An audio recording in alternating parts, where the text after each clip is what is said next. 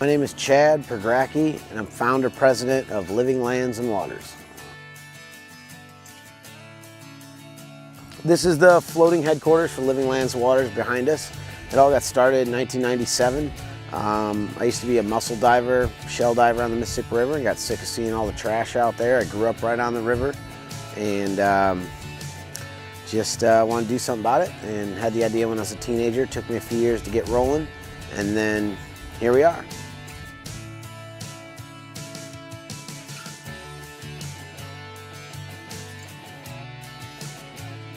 So Living Lands and Waters got started 20 years ago by Chad Pergracki.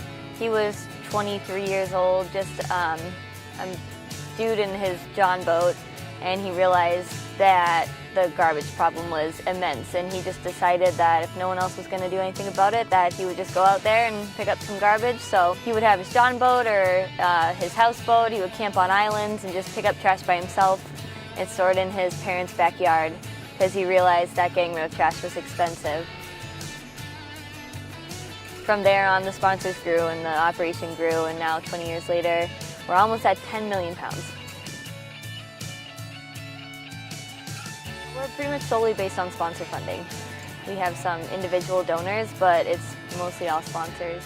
I thought it was cool, so I just kind of went on the website and saw they had a spring break, and then drove 24 hours to Memphis to volunteer with them for a week, and did it again. And then Chad saw that I had some dedication, so I asked for a job and he gave it to me.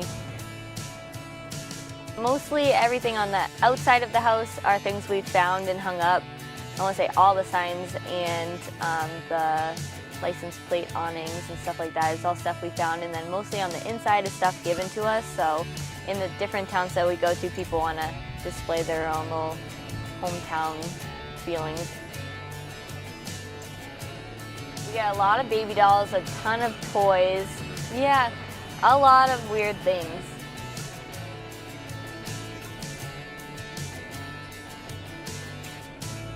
We got a message in a bottle last week, which was really cool. We actually have the second largest message in a bottle collection in the world. I know that there's some crazy ones in there, and people really saying, help, I'm stuck on a desert island, I need help, from like 20 years ago. One of our biggest programs is our Alternative Spring Break. We do it every March, typically in Memphis, Tennessee, and this year we decided to do it in Grafton because Chad just has love for Grafton. But we get college students from all over the country to come out and volunteer with us. They spend 4 days working and 5 days in town. So it's 4 days of pretty much 9 to 4 volunteering with us. Try to have a lot of fun with it. There's plenty of music, and try to exceed their expectations to what an alternative spring break is by actually hosting them. We've been working on 3 projects: river cleanup, invasive honeysuckle removal, and restoration projects at Pere Marquette. And then during other seasons, such as the Ohio River Tour, we do mostly river cleanups, and that's where we'll be in one town for a week, and then every week we move to a new town downriver.